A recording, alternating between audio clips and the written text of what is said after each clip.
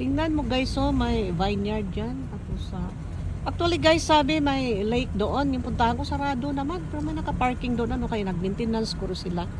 Yan sa may bundok dyan guys, oh, mga nagkukulay-kulay na yung mga vineyard nila guys. Mag-hibernate na rin yung mga vineyard na yan.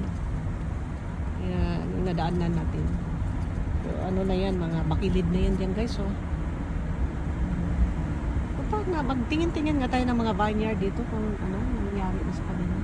I'm sure nag-iiba ng mga kulay ngayon dahil winter na eh.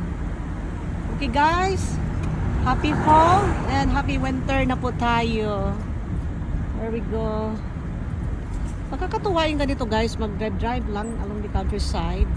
It's fun. Kaya ayoko munang kumuha ng malaking sakyan. Kahit nag-test drive ako yung isang araw, yung malaki, talagang malaki talaga. Kaya lang, kapag ganito kasi mahirap mag-corner-corner ng mga maliit na mga roads. Tsaka na lang yung malaking van. Ito na lang muna dahil I can penetrate wherever I go guys. I can park kahit maliit nga pocket na side. Ano, nakapark ako. Yung tinitest drive ko talaga maganda guys. Talagang it was really pretty.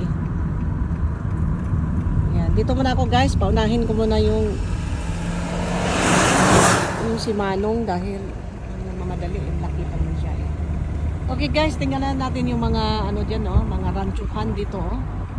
Nagsilakihan yung mga ranchuhan. Guys, okay, putulin ko muna guys para maiba naman. Okay, thank you for watching. See you my next vlog. Bye bye you.